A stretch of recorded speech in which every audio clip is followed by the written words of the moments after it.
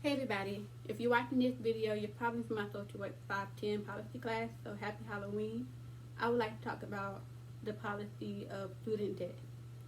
So in this video, I'll be talking about mainly why student debt is a problem, how student loans were invented, and what we can do to alleviate this problem of student debt. So student debt is a problem because for those who graduated, we are walking around with this dark cloud on our shoulders or above our head of debt, accumulating debt because of the interest rate, which is usually 1 to 2K every year. So the interest rate is steadily increasing the amount on our loans, and we're trying to pay off the loan, but every time it's more and more money getting added to it. It makes it like an endless cycle of paying and increase the money on loan, paying, increase the money on loan, and it into a cycle that not only affects us and our families and our credit and our finances, but it also affects America because, as I said, America is in a $1.6 trillion hole right now due to the amount of student loans passed out. So, how student loans were invented? I want to take you back to 1944. 1944, the GI Bill was allowed veterans to go to college for free. Fast forward to 1958, the Cold War just ended, and America realized that they fell behind in technological warfare when compared to other countries. So their weapons were less standard than other weapons, which were more technologized. So as a result, they invented the Nation's Defense Education Act, which offered students scholarships and loans to go to school. Particularly these students were white men only. So in 1965, former President Kennedy, he decided that he wanted things to be more inclusive.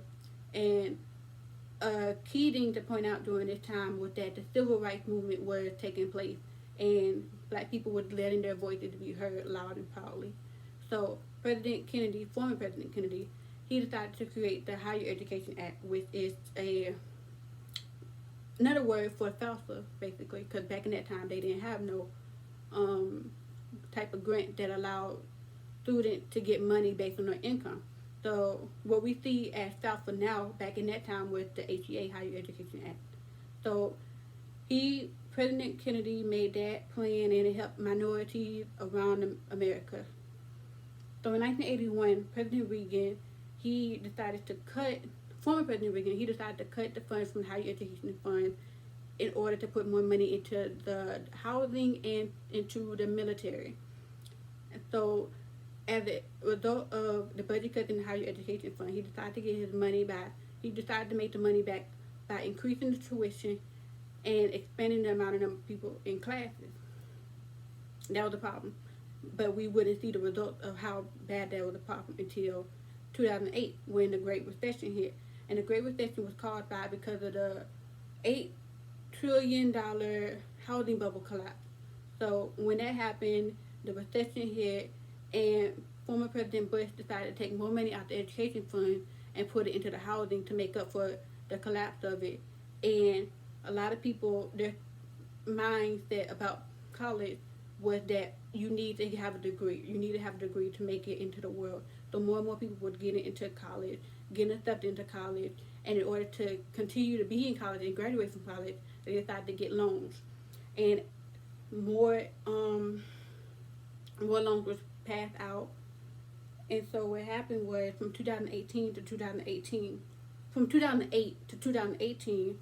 the college tuition increased from what it was during former President Reagan era to 25%, and student loans increased from $800 billion to in the trillions.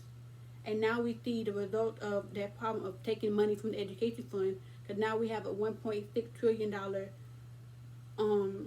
black hole of debt. And so now in the president's debate, it was talk about how are we going to help students to not have so much debt. What are we going to do to make up for this money that, it's not that people don't want to pay the loans. They're trying to pay the loans, but it's the interest rate that steadily add more money onto the loan along with the gender inequality, which, as an example, a woman with a master's degree, she get paid the same amount as a man with an associate degree, even though one, she has more of a higher rank, and two, he has less education. But to look deeper into that, if she was to get loan to get her master's degree, she's already in debt way more than the man. Say he had got loans too. She has more years of loans than he does. Therefore, she has more money to pay off, but she's still getting paid less in her career, in her job, the same job that the man has, that he's getting paid more of. And that's one of the, I think, one of the reasons why the debt has become to what it is right now, along with the interest rate that's steadily increasing instead of decreasing, as well as the mortgage and the amount of money it takes to rent out an apartment. So what I believe can alleviate this policy and alleviate student debt is, first off, make gender pay equal, lower the amount on mortgage and rent, and increase minimum wage, and also stop having jobs that has high expectations with low pay. So what I mean by that is, if you want to hire somebody with a master's degree, make sure they're getting paid more than an associate person or a person with a bachelor's degree. Make sure that money adds up. How can social workers help to promote this awareness to student debt? For starters, we can inform first-time students and students who's going to college or etc. to budget, to use their finances wisely, to spend their refund check wisely if they're going to spend it at all. I suggest saving your refund checks to pay off your loans in the future, but a lot of people, they have bills and stuff like that. So I would suggest that they at least save half of their refund check if they can, and not to take more money than they can afford to pay back in the future, because that's also a big problem, because there's no cap on how much money you can take. And a lot of first time students, they like, oh, I can get this much in loan, and so they take out a huge amount, and then they get the refund check, and they think that refund check is free money, but in reality, that refund check is, even though you didn't use it to pay off your school, and then even though it rolled over, that's still money that you're going to have to pay back with interest. So I think a good thing to do is inform people on interest, and to let them know the difference between subsidized and unsubsidized loans, because there is a difference in interest rate, and to let them know about the deferment plan. Speaking of deferment plan, I believe that the deferment plan should be longer, because after you graduate, you have a good 4 months to find a job, find whatever you need, and you have a 4-month grace period before you start paying off your loan. But the interest in certain loans has already accumulated after you graduated. So I think that the deferment plan, the grace period, should be longer. Should be approximately, if I had it my way, I want to say a year, but 6 months to a year.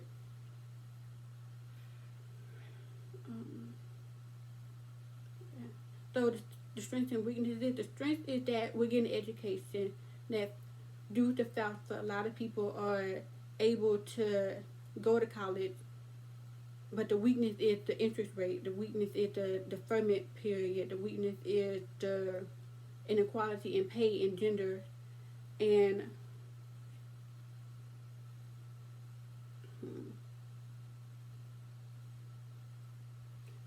another thing, over 83% of college graduates with debt has pushed back life milestones such as getting married, having children, owning a house, and their retirement, just so they can continue to pay off their debt. So we're prolonging the future generations because of this debt problem.